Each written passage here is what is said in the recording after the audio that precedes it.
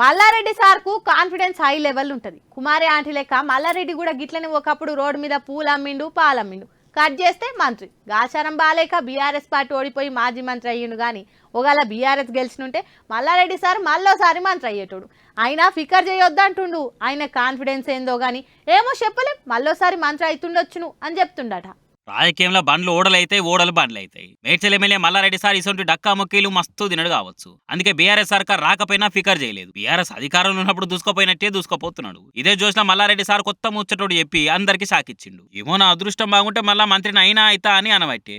అగో ఇప్పుడు కాంగ్రెస్ సర్కార్ ఉందిగా సారు, నువ్వెట్లా మంత్రి అవుతావని అడిగితే అగో ఎందుకు కావద్దు అని దీర్ఘాలు తీస్తుండు. రాసి పెట్టుంటే కుర్చీ మీద కూర్చునే భాగ్యం ఉంటే పక్కా మంత్రిని అయితా, ఈ 5 ఏళ్లలో ఏమైనా జరగొచ్చు చూస్తుండ్రి అని దీపావళి పటాకుల సపోర్ట్ చేసినట్టు చేస్తున్నాడు. అంత కాన్ఫిడెన్స్ ఏందో మరి సార్కు. ఏమో బయట ప్రచారం అవుతుందిగా కాంగ్రెస్ గవర్నమెంట్ ఎక్కువ రోజులు ఏముండదు, నడమంత్రానే గూలిపోతుంది అని. ఏమో మరి దాని మీద ఆశ పెట్టుకుని అట్లా అంటుండా ఏంది అని జనాల డౌట్.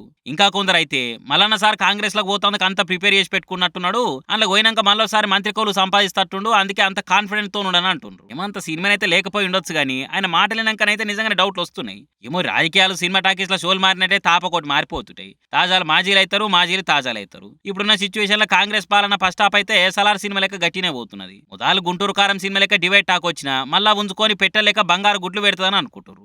ఇట్లా బంగారు గుడ్లు పెట్టే పార్టీలకు మల్లారెడ్డి ఓవుడు ఆయన జనాలు రిసీవ్ చేసుకున్నాడైతే కష్టమే మరి.